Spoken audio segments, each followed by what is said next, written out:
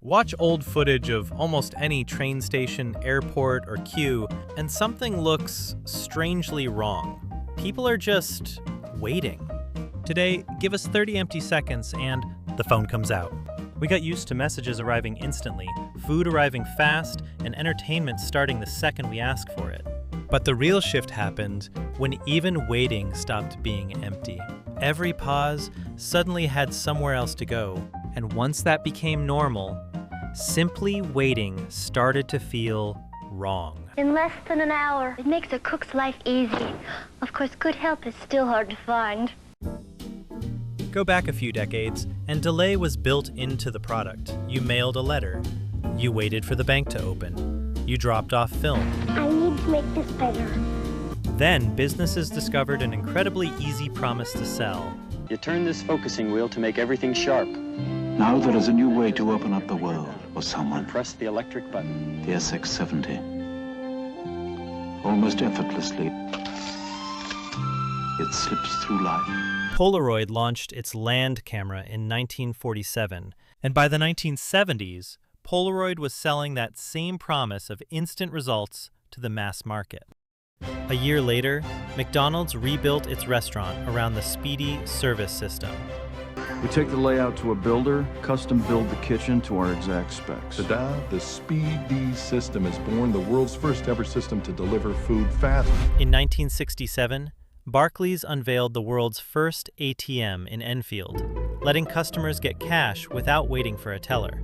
Then FedEx launched operations in 1973 around overnight delivery. FedEx kept pushing the same idea through the following decades. Ideas. Faster delivery and less waiting. On FedEx.com, save 10% on online express shipping. Okay, how about this? We open an account on FedEx.com, we save 10% on online express shipping. That is wonderful. You just said the same thing I said, only you did this. No, I did this. Makes all the difference. Bingo. Then the internet does this to almost everything at once. Letters become email. Encyclopedias become search. Stores become websites. TV schedules become on-demand video. Oh, that's that little right. mark with the A and then the ring around it. At? See, that's what I said. Katie said she thought it was about, Yeah. Oh. but I'd never heard Or it. around I'd never or heard it about. said. I'd always seen the Right. mark, but never heard Yeah. it said. And then it sounded stupid when I said it. Violence at NBC. Never heard it said. And then it sounded stupid. The important change is the unit. Days become hours. Hours become minutes. And yes, early internet users still spent an impressive amount of their lives staring at loading bars.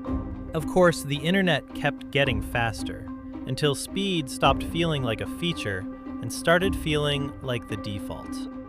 Eventually, companies found a cheaper way to improve waiting than making the service faster. They started engineering the wait itself.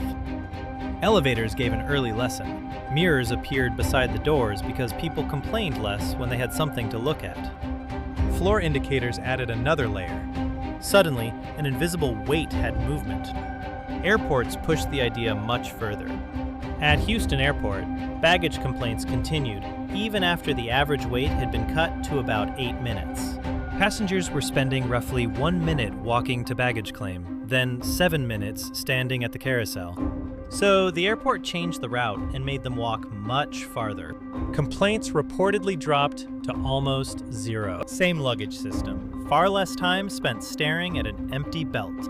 Occupied time tends to feel shorter, while uncertainty stretches the experience. Computers gave designers a perfect place to test that. In 1985, Brad Myers gave people identical computer tasks, sometimes with a percent done indicator and sometimes without one. 86% preferred seeing the progress bar. The task took the same time, but now the machine was visibly going somewhere.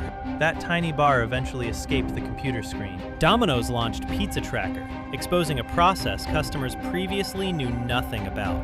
Uber turned the same idea into a moving car. Uber took the uncertainty that used to live inside a taxi wait and put it on a map. The car now has a position, a route, and an arrival time. Disney pushed the idea further. With a virtual queue, your place survives even after you physically walk away. Ticketing sites took the same idea to its logical extreme.